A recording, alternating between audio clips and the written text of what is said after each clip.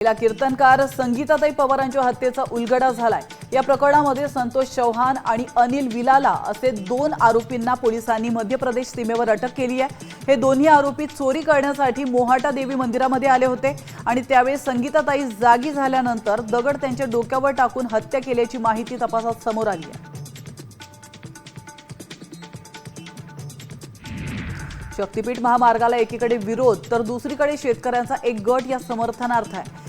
नांदेडच्या हदगावात मोजणीसाठी आलेल्या कर्मचाऱ्यांना शेतकऱ्यांनी विरोध केलाय, तर दुसरीकडे याच हदगावात शेतकऱ्यांनी मोजणीचे भूमिपूजन केलंय। त्यामुळे या महामार्गावरून आता शेतकऱ्यांमध्ये 2 गट पडल्याचं समोर येत आहे। लातूरमधील शेतकरी दाम्पत्याची बातमी साम टीव्हीने दाखवल्यानंतर या शेतकऱ्याची सहकार मंत्र्यांनी दखल घेतली आहे। सहकार मंत्री बाबासाहेब पाटलांनी या शेतकऱ्याला फोन केला असता कर्ज माफ करण्याची विनंती या शेतकऱ्याने केली। यावेळी सहकार मंत्र्यांनीही कर्जमाफीचं आश्वासन दिलं।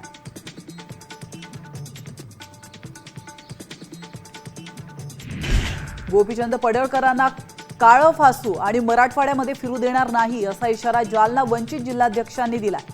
तर पडळकरांनी ख्रिश्चन धर्मगुरूबाबत केलेल्या वादग्रस्त वक्तव्याचा निषेधार्थ राज्यभर ख्रिश्चन समाज हा आक्रमक झाल्याचं आपण पाहतोय। त्यांच्यावर गुन्हा दाखल करून आमदारकीचा राजीनामा घ्यायची मागणी देखील त्यांनी केली आहे।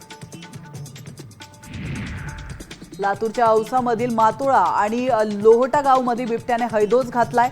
हा बिबट्या परिसरातील प्राण्यांवर हल्ला करतोय, त्यामुळे परिसरामध्ये दहशतीचं वातावरण पसरलंय। दरम्यान वन विभागाने पिंजरा लावून बिबट्याला जिरबंद करण्याची मागणी यावेळी केली आहे।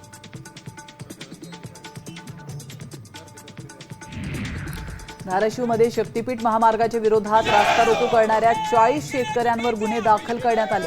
शक्तीपीठ महामार्ग रद्द करण्याच्या मागणीसाठी धुळे सोलापूर महामार्गावर शेतकऱ्यांनी रास्ता रोको केला होता।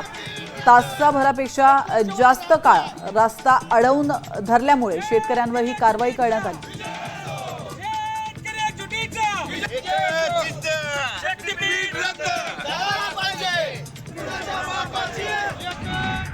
आता isakal.com आहे देशातील नंबर 1 ची मराठी न्यूज वेबसाईट। प्रत्येक अपडेटसाठी isakal.com ला नक्की भेट द्या।